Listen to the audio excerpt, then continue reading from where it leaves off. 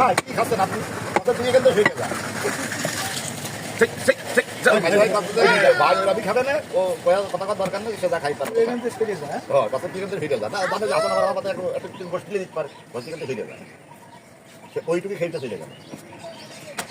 বাবু সিদ্ধ তো রান্না ভালো খালি হয়ে যায়, কম খালি মনে কি হবে, আমরা তো খাই তো অনিয়ম, যা লাগবে।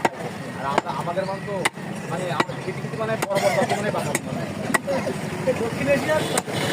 তবে আমরা একমাত্র দেশ যে পুরো পৃথিবীতে 2 নম্বরে, লাস্টের 2 নম্বরে। এত কম মশলা পৃথিবীতে কোনো জায়গায় খেলো খাবার আমরা তো সাথে কম গোশ খাই না। গোশ তো নেই, আপনি এত ঝাল এত মশলা দিয়ে খাই বলে আছে 100 গ্রাম কেনে ভাই গোশ কেনে 100 গ্রাম বলে 100 গ্রাম কেনে।